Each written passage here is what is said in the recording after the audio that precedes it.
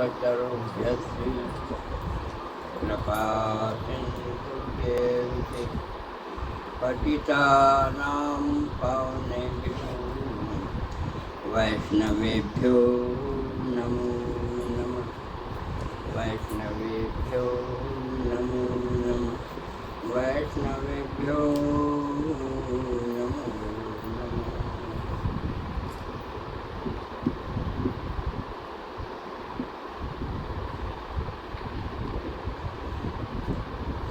वन्दे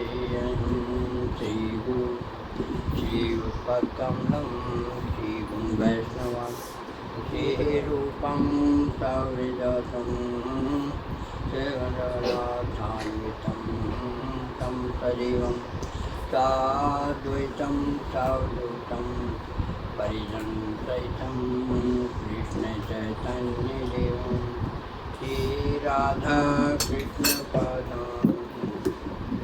ललिता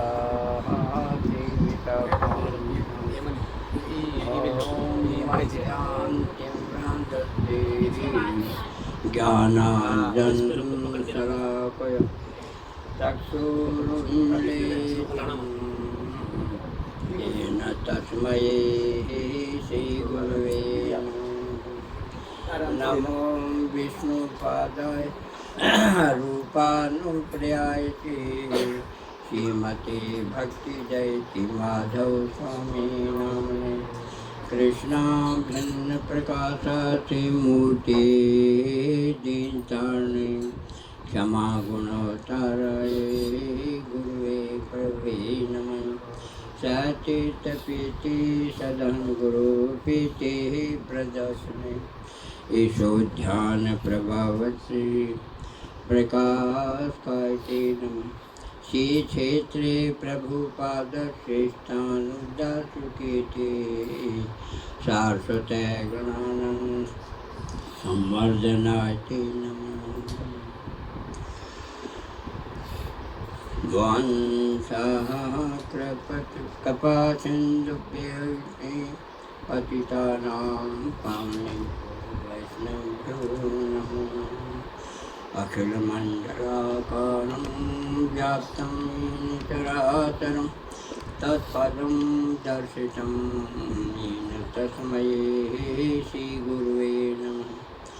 ध्यानमूलं गुरुर्मूर्ति पूजामूलं गुरुर्पदं मन्त्रमूलं गुरुवाक्यं मोक्षमूलं गुरुकृपा। गुरु कृपा ही केवलम गुरु कृपा ही केवलम गुरु कृपा ही केवलम। श्री कृष्ण चैतन्य प्रभु नित्यानंद श्री अद्वैत गदाधर श्रीवासादि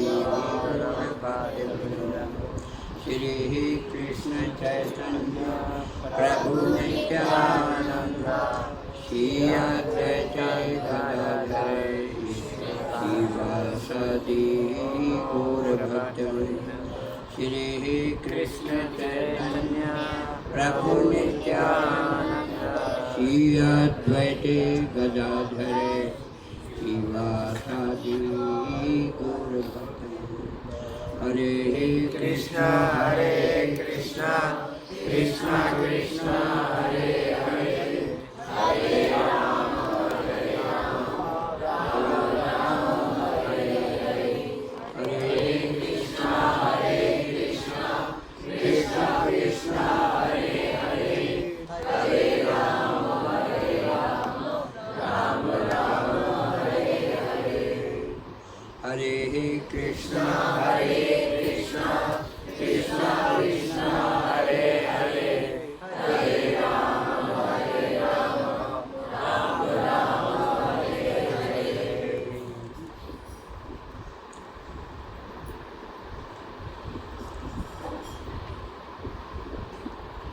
आप देख लो, मैं सन्यासी थोड़ी हूँ, मैं भी गृहस्थी हूँ, आपकी तरह से ही गृहस्थी हूँ। और ऐसा इतना बड़ा गृहस्थी हूँ, मैं तो पड़पोती भी हूँ। तो मेरी तरफ देख करके आपको शिक्षा मिलेगी। मेरे गुरुदेव जी पूरे राजस्थान में एक मैं शिष्य, राजस्थान का केवल इकलौता शिष्य मैं। तो गुरुजी ने कहा है कि तुम हो एक साधारण गृहस्थी, अगर कोई बात छुपाओगे तो तुम प्रचार नहीं कर सकोगे। मैंने कहा गुरुदेव, भक्ति को तो छुपाना चाहिए। बोले आपके लिए नहीं। क्यों? तुम तो गोलोक धाम से आए हो। उसके लिए है जो अध कचरा हो। अध कचरा में कमजोर हो तो उसको क्या हुआ, उसको घमंड आ जाएगा, उसके आदर सत्कार होगा तो घमंड आ जाएगा, उसको अहंकार आ जाएगा। तो तुमको तो अहंकार आने का सवाल ही नहीं है।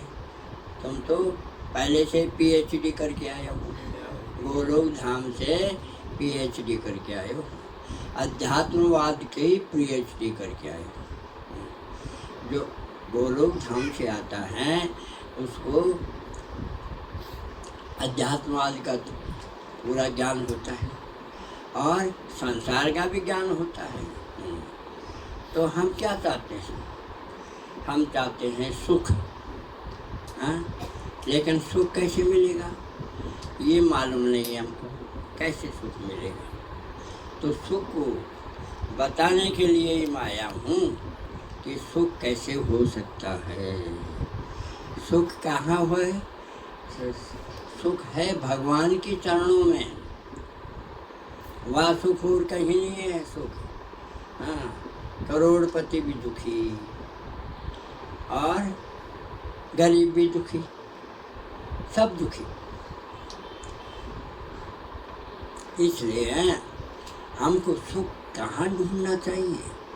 हमको सुख ढूंढे, कोई तन दुखी, कोई मन दुखी, कोई पैसे बिन फिरे उदास, थोड़े थोड़े सभी दुखी, पर सुखी राम का दास। राम का दास ही सुखी है, कोई सुखी नहीं है। अब राम का दास सुखी है तो राम को कैसे पकड़ा जाए, ये है ना दिक्कत। राम को तो बहुत जल्दी पकड़ सकते हो। जो संसार का काम है ना वो दुर्लभ है, और भगवान को पकड़ने का रास्ता बहुत सुलभ है। आप कहोगे कैसी बातें करता है? तो मैं भी तो आपकी तरह गृहस्थी हूँ। तो 3 बार भगवान का दर्शन हुआ साक्षात, और औरों को भी दर्शन करवा दिया। मैंने किया, दूसरों को भी करवा दिया। वो किस किस को हुआ वो मेरी किताब में लिखा है। इसी जन्म में भगवत प्राप्ति पुस्तक, उसमें लिखा हुआ है किस किस को दर्शन हुआ था। तो दर्शन भगवान का बहुत सुलभ है। संसार का कोई वस्तु है बड़ी मुश्किल से मिलती है। तो कैसे में हुआ भगवान का दर्शन? कैसे हुआ कि कलयुग केवल नाम आधार। कलयुग में कुछ करने की जरूरत नहीं है, बस हरि नाम करो। तो कलयुग केवल नाम आधारा, और सुमर सुमर नर उतरे ही पारा। तो ये भगवान के वचनों का तरफ ध्यान देना चाहिए। भगवान ने कितने शास्त्र बना दिए और कितने संत बोलते ही रहते हैं, लेकिन इधर सुना और इधर निकाल दिया। सुनो, उसको हृदय में धारण करो, तब फायदा हो। बिना धारण किए कोई काम, कोई भी चीज रमती नहीं है। इसलिए क्या करो? हरि नाम करो। हरि नाम से ही भगवान मिलेगा।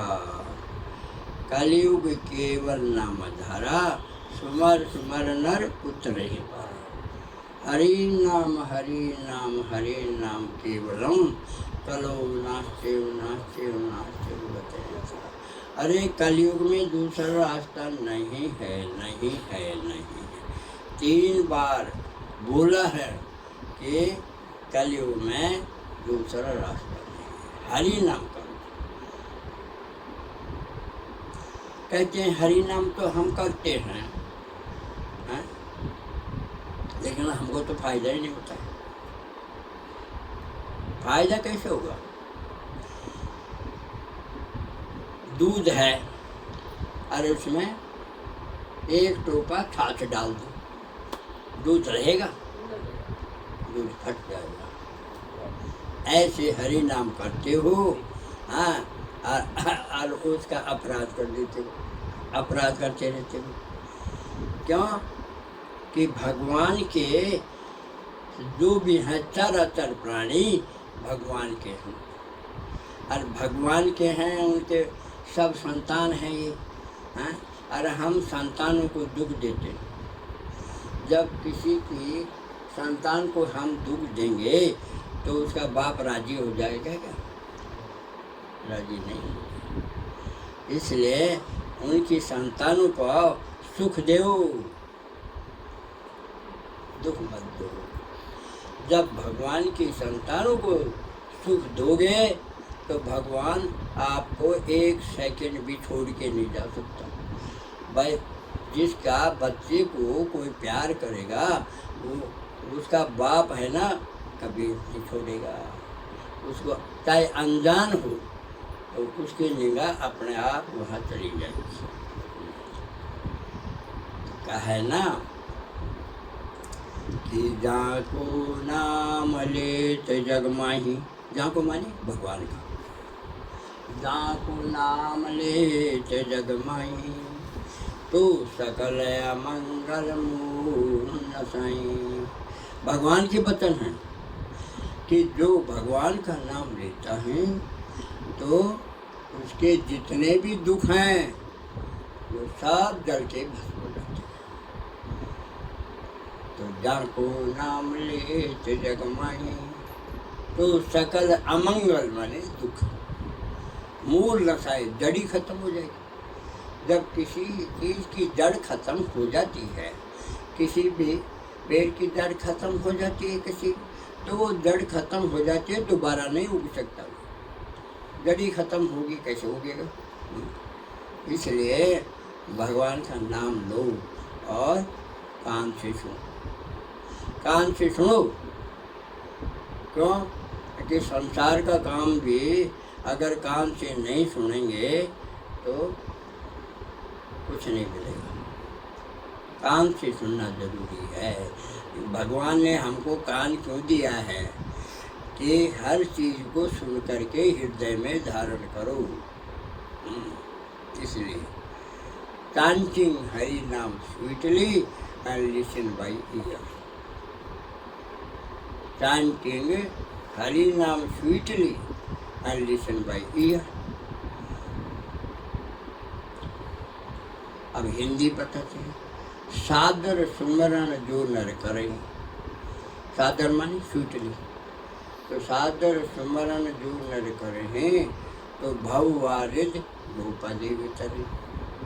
तो जो सादर प्यार से भगवान का नाम लेगा तो उसका जीवन कैसे चला जाएगा? जैसे एक बछड़ी का खुर इतना सा है, अब उसको उलाने में कितना देर लगेगी, ऐसे पूरी जिंदगी उसकी ऐसे चली जाएगी। सादर सुमरण, पर सादर सुमरण करते नहीं है। इसलिए सादर सुमरण करो तब सुख मिलेगा। तो सादर सुमरण क्यों नहीं होता है? वो इसलिए है कि चारों तरफ कुसंगी कुसंगी, चारों तरफ कुसंगी कुसंग है। उस कुसंग की हवा लगती रहती है। सत्संग तो कहीं मिलता ही नहीं है। सत्संग तो कहीं बिरला बिरला कई महीने में 2 महीने में कभी 1 घंटे के लिए मिलता है। तो कुसंग इतना कि 24 घंटे में कुसंग हो जाता रहता, तो उसका मन कैसे स्थिर होगा? इसलिए मैं भी तो तुम्हारी तरह से हूँ, मैं भी गृहस्थी हूँ, और गृहस्थी में ही 3 बार भगवान का दर्शन हुआ है, 3 बार, और औरों को भी करवा दिया है। तो इसलिए जो जिसको दर्शन होता है ना, तो वो ये कहेगा कि दर्शन होना बहुत सरल है, और जिसको कभी दर्शन ही नहीं हुआ वो ये कहेगा कि दर्शन तो असंभव है, कोई नहीं सकता, ये कहेगा। तो मैं क्यों कहता हूँ? मेरे को दर्शन हुआ है, 3 बार दर्शन हुआ है साक्षात। तो दर्शन आपको भी हो सकता है, लेकिन खाली दर्शन करने का रास्ता सही करो, तब होगा दर्शन। बोले हम तो बहुत हरि नाम करते रहते हैं, लेकिन हमको तो कुछ मिलता ही नहीं। मिलेगा कैसे? आप हरि नाम तो करते हो, हाँ, और फिर अपराध करते रहते हो, जब क्या है कैसे मिलेगा? अपराध से बचो और हरि नाम करो। हाँ, हरि नाम करो तो देखो हरि नाम कब कैसे होता है? हरि नाम केवल रात को होता है, दिन में नहीं होता। दिन में तो कई झंझट हो जाते हैं, और रात को शांत वातावरण रहता है, कोई बोलने वाला ही नहीं, एकांत में बैठ के हरि नाम करो। अब मैं भी तो, क्योंकि गुरुजी ने कहा है कोई बात छुपाना मत, तो मैं तो 96 साल का हो गया, बताओ, 96 साल का हो गया, 96। हाँ, और रत्ती भर कोई बीमारी नहीं। 96 साल में तो जबानी तुतली हो जाती है, पर मेरी भी होनी चाहिए ना, क्यों नहीं होती? तो मैं 70 साल से 12 बजे जगता हूँ। अब सब सोते हैं दुनिया, और मैं 12 बजे जगता हूँ, वो सबको मालूम है, और सुबह 6-7 बजे तक हरि नाम करता हूँ, और भगवान से पूछ के किताब बनाता हूँ, इसी जन्म में भगवत प्राप्ति।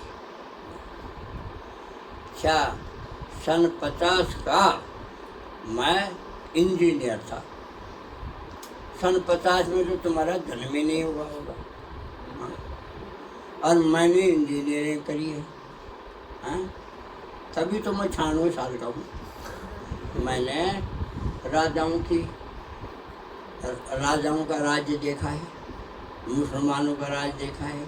हमारे ज़माने में जब हम भर्ती होते थे तो ये उर्दू सिखाई जाती थी, उर्दू सीखना, एक सब्जेक्ट उर्दू सीखो, और जितने भी फाइल थी पहले उर्दू में ही थी, तो मुसलमानों का ज़माना था पहले, तो इसलिए उनकी भाषा में उर्दू की फाइलें बनती थी। तो मैंने सब देखा है। जब क्या था, 2 रुपए का 1 किलो घी मिलता था, 2 रुपए। डालडा का नाम ही जानते नहीं थे कि डालडा भी कोई चीज होता है क्या, तो शुद्ध घी था पहले, हाँ। तो हमने देखा है, एक रुपए का, हाँ, 10 किलो गेहूँ मिलता था, 1 किलो। तो सब पीछे हमने पहले सब कुछ देखा है, तो अचंभा आता है सबको। अब आपका तो जन्म ही नहीं हुआ जब, तो क्या करोगे? तो मैंने भी 35 साल इंजीनियरिंग की, और एक पैसा खाया नहीं, न किसी को खाने दिया। तो सब नाराज रहते थे, ये कैसा आया साला, नहीं खाता है नहीं खाने देता है, ऐसे कहते थे। मैंने कहा सारे गवर्नमेंट का पैसा खाओगे ना तो पागल संतान हो जाएगी तुम्हारी, राक्षसी संतान हो जाएगी, जैसा अन्न वैसा मन। तो क्या गवर्नमेंट में पैसा सबका आता है, भंगी का भी आता है, चमार का भी आता है, ब्राह्मण का भी आता है, राजपूत का आता है, सबका आता है। तो वो पैसा बहुत गंदा होता है। तो उस गंदे पैसे को खाओगे तो खून गंदा बनेगा, और उससे जो संतान होंगी वो गंदी हो जाएंगी, गंदी होंगी। तो अपने पैसे, अपनी कमाई का पैसा खाओगे तो उसमें सुख मिलेगा। हाँ, अगर दूसरे का हक का पैसा खाओगे तो तुम्हें दुख मिलेगा। मेरी आवाज़ आ रही है कि नहीं? आ रही है। अच्छा। तो बात ये मैं बोल रहा हूँ कि भगवान को प्राप्त करना बहुत सहज है। अब हम सहज क्यों नहीं हो रहा है कि हमको जहरीला खाना मिल रहा है, जहरीला। देखो पानी में भी जहर, अन्न में भी जहर, वातावरण में भी जहर, सब्जी में भी जहर, अन्न में भी जहर। तो हम कैसे बचें? बच नहीं सकते। अब दुनिया से दूर कैसे जाएं? दुनिया में तो जहर ही जहर है। तो हमारा तो कोई रास्ता नहीं, बचने का रास्ता नहीं। तो कलयुग है ना, वो है बहुत बदमाश। अब हम उसको बदमाश कहेंगे तो मेरे को मारेगा वो कलयुग। तो जिसको हम बदमाश कहेंगे तो वो मारेगा मेरे को। तो मैं कहता हूँ कलयुग एक माला तेरी मैं आपके चरणों में से जपता हूँ। कलयुग तेरे चरणों में मैं तुम्हारे लिए एक माला जपता हूँ, इसलिए नाराज मत होना। तो इसलिए मैं बच जाता हूँ। मैं तुम्हारी माला करता हूँ। मैं तो पहले गुरु जी की करता हूँ और फिर मैं कली महाराज की माला करता हूँ। ऐसे मैं 80 संतों की माला जब एक माला जपता हूँ सबको। तो भगवान क्यों जपता हूँ? भगवान वो पूछते हैं आप कहाँ रहते हो? बोले मैं संतों के हृदय में रहता हूँ। तो जब हम एक माला संतों के चरणों में करेंगे तो भगवान अंदर बैठा हुआ सुनेगा, खुश हो जाएगा। और जिस संत के चरणों में हम माला करेंगे उस संत का आशीर्वाद मिलेगा कि मेरे को हरि नाम सुना रहा है, हाँ जा तेरा भला हो जाएगा। तो इसलिए मैंने बाबा से पूछा, देखो द्वारकाधीश मेरा बाबा है और मैं उनका पोता हूँ, और पोता भी क्या हूँ 1 साल का पोता हूँ मैं। तो ऐसा है कि बच्चे की और जिद और स्त्री की जिद बहुत बड़ी होती है।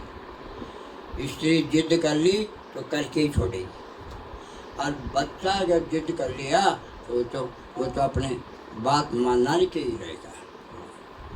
तो इसलिए मेरे को फ़ायदा ये हुआ कि मेरे को अब शिशु को क्या अपराध होगा बताओ? शिशु को तो मालूम ही नहीं अपराध वो क्या होता है। तो इसलिए अपराध से बच गई। तो सबसे बड़ा भगवान का भाव है शिशु का। और सब भाव में अपराध होता है। मंजरी भाव ले लो, सखा का भाव ले लो, ब्रजर का भाव ले लो, हर में अपराध होगा, लेकिन शिशु को कोई अपराध नहीं होगा। इसलिए मेरे को कोई अपराध होता नहीं। तो मैं पहले क्या था, मंजरी भाव था, मुझे मालूम नहीं था पहले, तो मंजरी भाव था मेरा। और सन 50-52 में मेरी दीक्षा हो गई। हाँ, तो कुछ समय मालूम ही नहीं था कि चैतन्य महाप्रभु जी भी कोई अवतार हुआ है, उस समय मालूम नहीं था। बाद में मालूम पड़ा है कि चैतन्य महाप्रभु जी का अवतार हुआ था। तो क्या हुआ कि फिर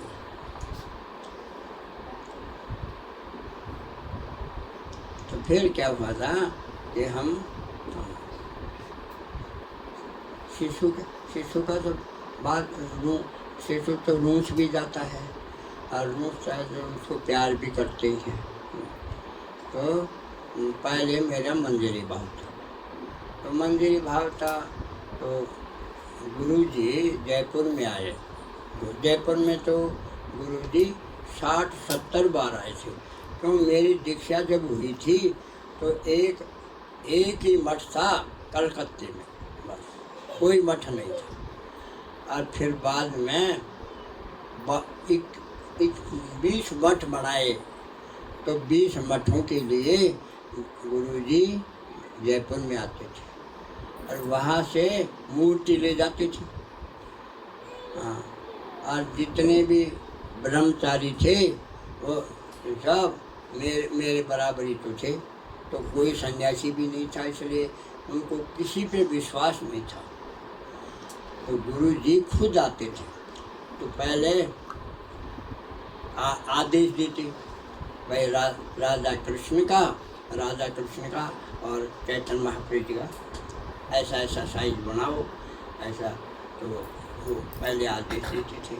फिर बाद में उनको मालूम पड़ता कि हाँ बना है, तो बीच में फिर आते थे, फिर देखते थे कि कैसा सुंदर बना, फिर देखते थे इसमें क्या नुक्सा है। तो उसको देखते भाई राधे जी का सिर छोटा करो, बहुत मोटा कर दिया था। तो पहले ऐसे देखते थे, फिर तैयार हो जाता, ठीक कर देते।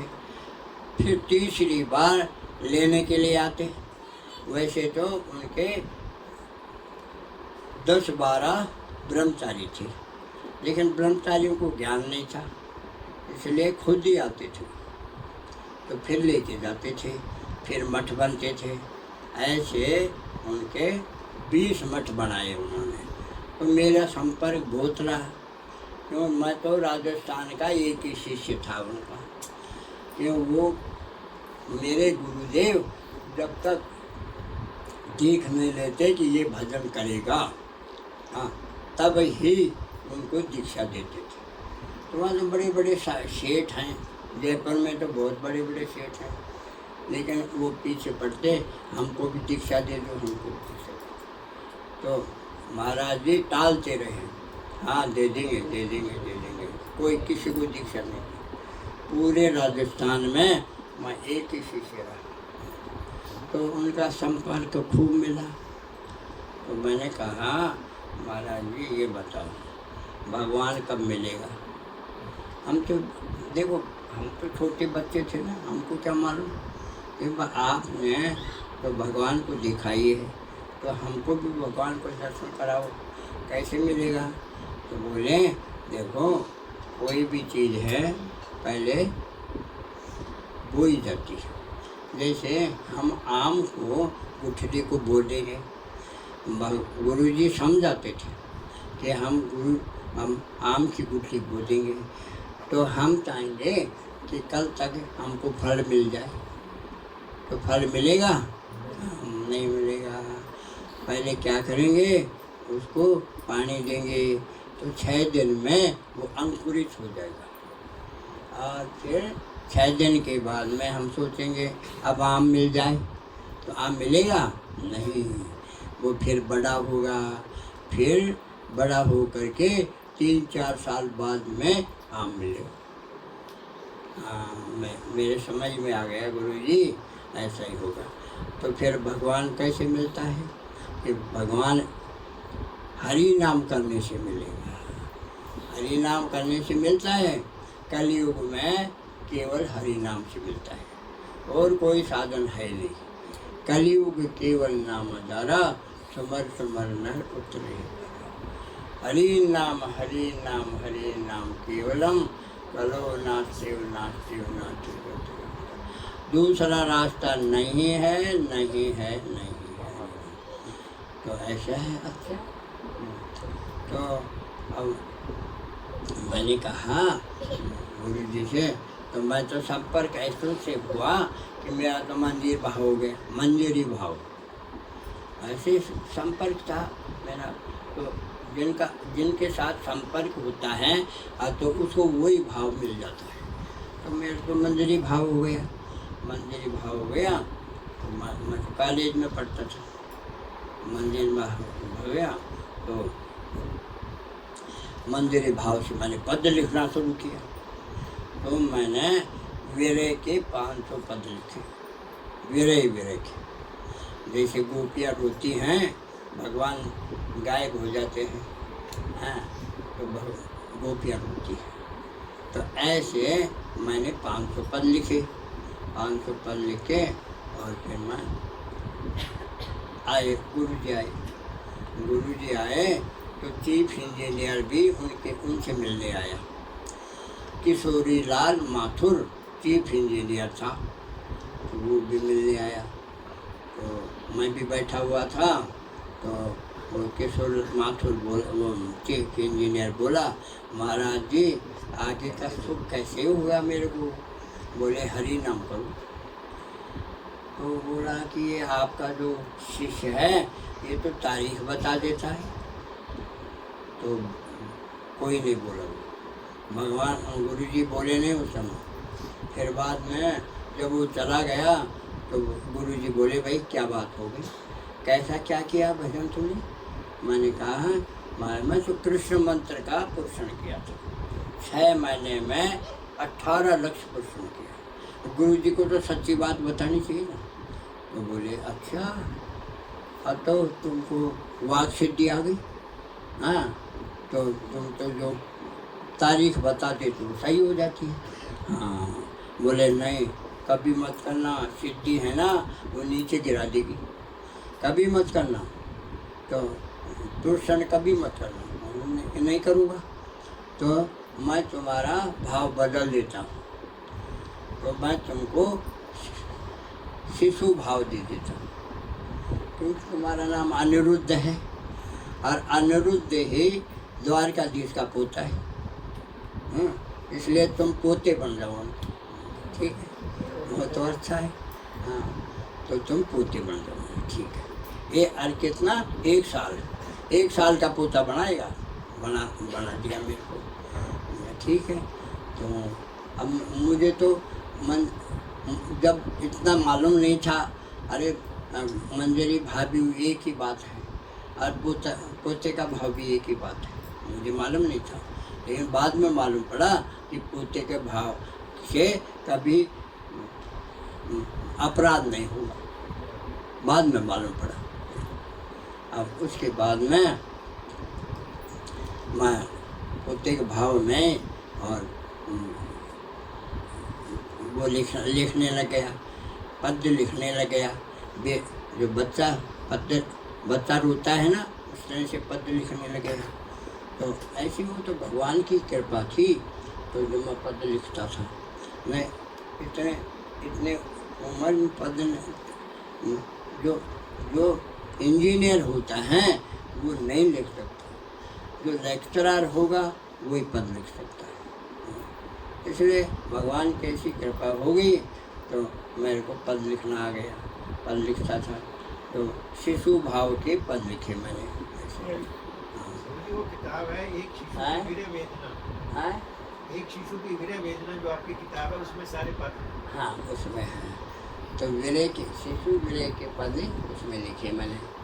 अच्छा, फिर मैं गुरु जी का प्रार्थना शुरू की, हे मेरे गुरुदेव करुणा सिंधु, मेरे गुरुदेव करुणा सिंधु करुणा कीजिए, मुँह अधमाधीन शरण अब शरण में लीजिए। वो मैंने लिखा। तो आज वो गुरु जी का जो प्रार्थना है आज पूरे संसार में गाई जाती है। और उसको गाते गाते हमारे गुरु जी रोया करते थे, उसको गाने से और आंसू आ जाते हैं। ऐसा ही है वो। तो वो पद लिखना वो कॉलेज में पढ़ता जब लिखा मैंने। तो ये शक्ति क्या है कि मैं तो बाहर से आया था, गोलोक धाम से आया था ना, तो वो शक्ति थी। हाँ, इसलिए उनकी कृपा से वो पद लिखता था। तो ये है कि मतलब ये है कि हमको हरि नाम करना चाहिए। हरि नाम, अब देख लो, मैं तो 96 साल का हो गया और 12 बजे जगता हूँ। 70 साल से 12 बजे जगता हूँ। क्यों? गुरुजी ने कहा हरि नाम से मिलो, हरि नाम से ही भगवान मिलेगा। इसलिए गुरुजी की वाणी तो सॉलिड हो ही जाती है कि भाई हमको कुछ नहीं करना, हम तो हरि नाम ही करेंगे। तो हरि नाम शुरू कर दिया मैंने। तो हरि नाम मैंने 3 लाख किया और 5 लाख भी किया। ऐसे हरि नाम किया मैंने। तो हरि नाम से और क्या हुआ कि भगवान का प्यार हो गया। तो फिर प्यार हो गया तो मैं किताब लिखना, इसी जन्म में भगवत प्राप्ति पुस्तक लिखना शुरू किया। तो इसी जन्म में भगवत प्राप्ति पुस्तक लिखी। हाँ, और वो भी लिखी और उसको आज दुनिया में वो पुस्तकें फ्री बांटी। 50-60 हज़ार पुस्तकें फ्री बांटी। मन ऐसा है ना कि मेरे को लोभ नहीं है कुछ, भगवान की कृपा है कि मैं लोभी नहीं हूँ। मेरे को कुछ नहीं चाहिए, मैं जो रास्ता बताता हूँ उसके अनुसार जीवन बिताओ, बस ये मेरे को लोभ है, सबका कल्याण हो जाए। इसलिए मैं रास्ता बताता रहता हूँ। तो उन किताबों को पढ़ करके और बहुत भजन कर रहे हैं। क्यों? उनमें किताबों में भी तो अमृत बरसता है। क्योंकि मैं इंजीनियर था, मैं किताब कैसे लिख सकता था? तो वो किताब भी द्वारकाधीश ने लिखवाई थी। तो कुछ जब द्वारकाधीश भगवान ने किताब लिखा दी तो उसमें तो अपने आप ही अमृत बरसता है। तो ऐसे किताबें मैंने ली और कोई पैसा नहीं लिया। और अब हैं जो मैं क्या तो भागवत करता हूँ, तो भागवत का मैंने सार लिखा। यानी भागवत सार, श्रीमद् भागवत पुराण का सार तत्व अमृतानंद, वो लिखा। तो वो क्या था कि भागवत का चौथा हिस्सा, बस चौथा हिस्सा। टाइम हो गया? नहीं, अभी टाइम नहीं हुआ, बहुत टाइम पड़ा है। 1 घंटा करूँगा। अभी आप कृपा कीजिए। हम कर रहा हूँ तो सही। आप कर समझे?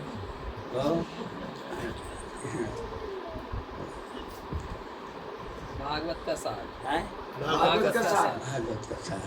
तो मैंने भागवत का सार लिखा। हाँ, और भागवत मैंने पढ़ी 50 बार।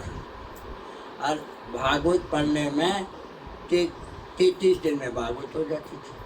अब आप कहोगे 33 दिन में तो भागवत हो ही नहीं सकती, लेकिन मैं भागवत पीछे पढ़ता ना तो 5-7 बार रोज करता, इसलिए 33 दिन में भागवत हो जाती।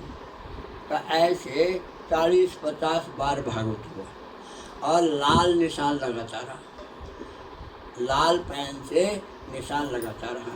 जो खास बात थी वो मैं लगाता रहा। फिर मैंने सोचा इसकी पुस्तक बननी चाहिए। तो मैंने धीरे धीरे पुस्तक बनाना शुरू किया। वो जो मक्खन था वो छाँट के पुस्तक बना दी।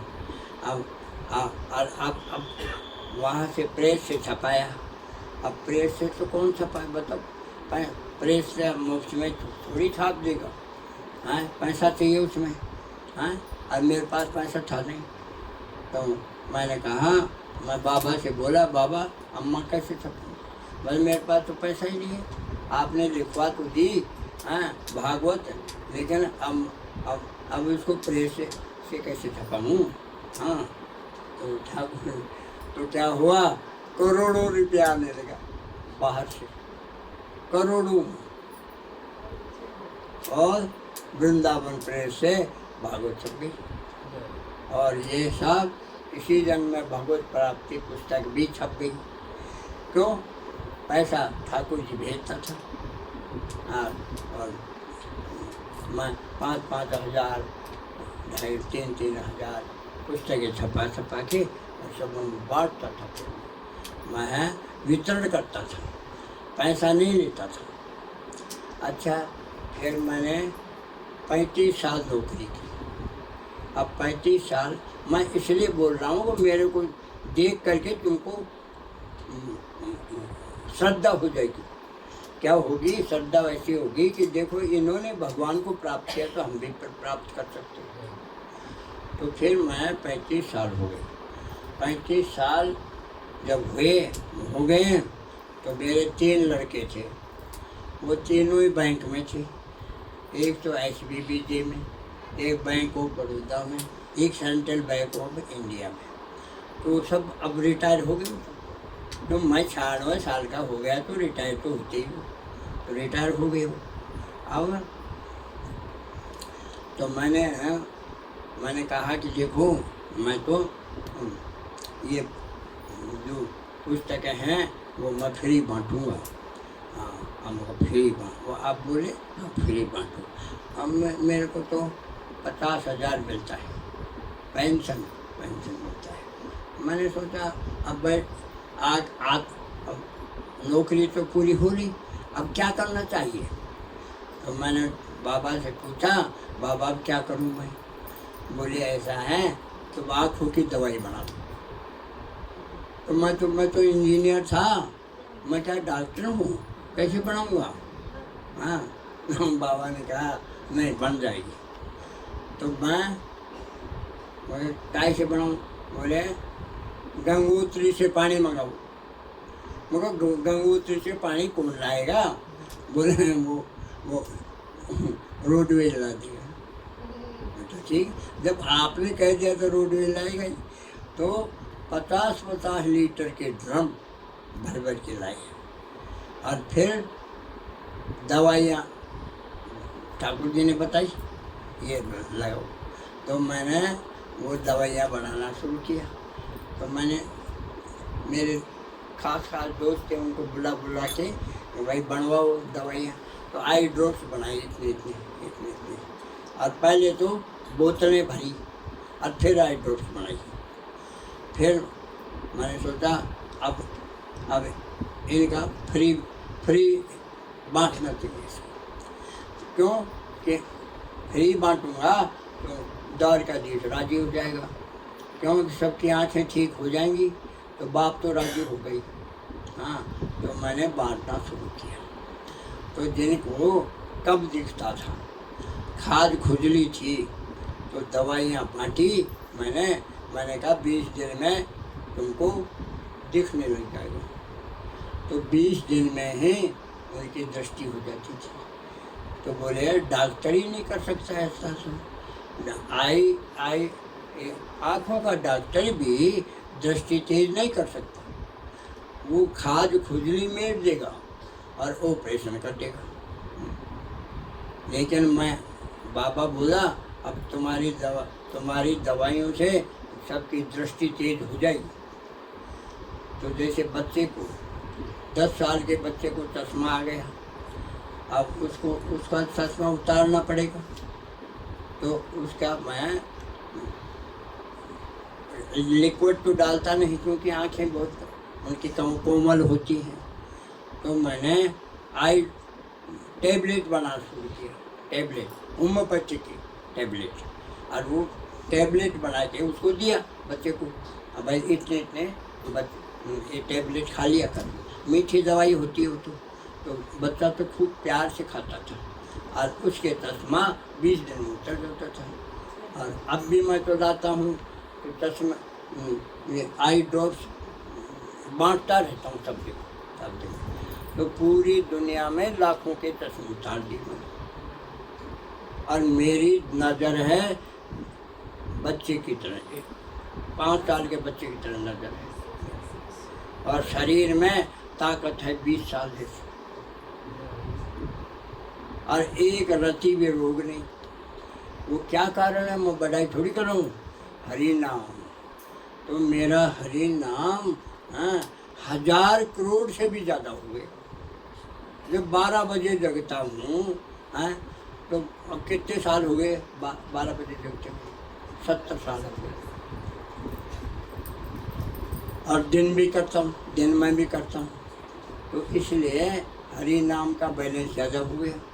अब हरि नाम कोई कहते हैं आगे हम तो आपसे मिल नहीं सकते, आप 5 बार हरि नाम सुना दो। मुझे तो मैं अपने फ़ोन से सुना देता हूँ, 5 बार सुनाता हूँ। और वो 10-15 दिन के बाद में कहते हैं कि तुमने क्या इंजेक्शन दिया कि हमारा तो 1 लाख नाम होने लगा। मगर बाई के इंजेक्शन की बात नहीं है, मेरा बैलेंस ज़्यादा है, इसलिए बैलेंस बांटने में मेरे को क्या दिक्कत है। बैलेंस नहीं होगा जब मुश्किल है तो मैं तो बांट देता हूँ। तो जो भी फोन आते हैं 5 बार सुना दो, मैं सुना देता हूँ। तो इसलिए पहले ये बात किया, फिर आँखों का, फिर मैंने कहा, फिर बाबा ने कहा कि शरीर का भी करो। तो मैं शरीर का, मैं क्या डॉक्टर थोड़ी हूँ, मैं शरीर का करूँगा। बोले नहीं, तुमको अपने आप प्रेरणा मिलेगी, तुम शरीर का करो। होम्योपैथी की दवाइयों का इलाज करना शुरू किया मैंने। तो 20 राइटर खरीदे, होम्योपैथी के 20 राइटर खरीदे। बोरिक है और कई हैं, उनकी पुस्तकें खरीदी मैंने। अब उनको पढ़ा मैंने, पढ़ करके और फिर दवाइयों का लिस्ट बनाई। ये लिस्ट भी मैं बांटता रहता हूँ, मेरा अनुभव है, वो अनुभव के अनुसार मैं बांट देता हूँ, सबको देता हूँ। तो कहता हूँ भाई ये ले जो मैं तुमको देता हूँ, इसमें डॉक्टर के पास मत जाना, दुकान पे चले जाओ और दवाई ले आओ, और उसमें लिखा हुआ है कैसे कैसे लेनी है दवाई। तो जैसे तो जैसे हैं, अब जैसे पथरी हो गई, मैं बात कर रहा हूँ कि पथरी हो गई, अब डॉक्टर तो पथरी के लिए 20-25 हज़ार रुपये ले लेगा, और मैं कहता हूँ मत जाओ डॉक्टर के पास, और मैं 10 दिन में निकाल दूँगा, और 1 पैसा लगेगा नहीं। तो क्यों, मैं क्यों करता हूँ कि मेरे बाबा खुश हो जाएगा। क्यों, बाबा के तो सभी संतान हैं, अरे संतान की सेवा करने से बाप राजी होगा नहीं। तो मेरा मतलब था कि मैं तो किसी को राजी नहीं करूँगा, मैं तो मेरे बाबा को राजी करूँगा। तो भागवत में लिखा है कि ऐसा कर्म करो जिससे भगवान राजी हो जाए। तो मैं ऐसे भगवान को राजी करने के लिए अब होम्योपैथी की दवाइयाँ बांटना शुरू कर दिया। फ्री पैसा नहीं लिया, फ्री बांटा मैंने, और अब भी बांटते रहता हूँ। और फिर मगर ऐसा ना कि अनुभव हो गया भाई इस दवाई से ये बीमारी मिट जाएगी, तो उसके लिए मैं लिस्ट बना ली और सब जगह बांट दिया। अब भी लाया हूँ मैं लिस्ट और सबको बांट देता हूँ। तो इसलिए डॉक्टर के पास जाओगे तो फीस लेगा वो, आपकी फीस भी बच जाएगी। और बस दुकान से लाओ, दवाई ले आओ और फिर उसको ले लो, फिर ठीक हो जाओगे। तो ऐसे मैंने सेवा करना शुरू कर दिया। अब ऐसा है टाइम बहुत, अब कब तक करूँगा, कितना बजा? 8:30 हाँ? 8:30 साढ़े हो गया ना, अब 9 बजे, मैं तो 8 बजे तो सो ही जाता हूँ। 7 घंटा और हो गया, और फिर 9 बजेंगे, मैं तो बहुत देर से सोऊंगा, फिर मैं 12 बजे कैसे जगूँगा? हैं? मतलब ये भी, मतलब जो टाइम रखा वो गलत रखा, 6 बजे ही रखना चाहिए था। हाँ, आओ, तो मेरी तरफ भी तो देखना चाहिए कि इनको नुकसान नहीं होना चाहिए, पर मेरी तरफ कोई नहीं देखता, अपनी तरफ देखता है बस। तो मैं कहता हूँ भाई, मैं तुम्हारा भला चाहता हूँ, तो मेरा भी तो भला करो तुम, पर नहीं करते हैं। इसलिए हाँ, अब मैं तो 9 बजे, 9:30 10 बजे सोऊंगा, मैं 12 बजे कैसे जगूँगा? तो ये नियम है मेरा। तो फिर भी मैं तो 1 घंटे सो के ही फिर मेरे को तो उठना पड़ता है, तो वो नियम है। इसलिए हरे कृष्णा हरे कृष्णा कृष्णा कृष्णा हरे हरे, हरे राम राम राम हरे हरे, हरे कृष्णा कृष्णा कृष्णा हरे हरे, हरे राम राम राम हरे हरे, हरे कृष्णा कृष्णा कृष्णा हरे हरे, हरे राम राम हरे हरे। ऐसे मैं बोल रहा हूँ, अगर कलयुग से बचना हो तो हरि नाम करो। हरि, क्यों कि हरि नाम में सर्वशक्तिमान है। हरि नाम कौन है? इससे शक्ति, इससे ज़्यादा शक्ति किसी में नहीं है। इसलिए आप कलयुग में कितने बीमारियां आ गई, जहर खा करके कितनी बीमारियां आ गई। इसलिए इनसे बचने के लिए हरि नाम करो, हरि नाम तुम्हारी रक्षा कर देगा। जैसे प्रहलाद था नहीं, प्रहलाद तो बेचारा 5 साल का ही था। हाँ, उसके बाप ने कितने उसको कष्ट दिया, पहाड़ से गिरा दिया, समुद्र में डुबा दिया, तो किसने रक्षा की?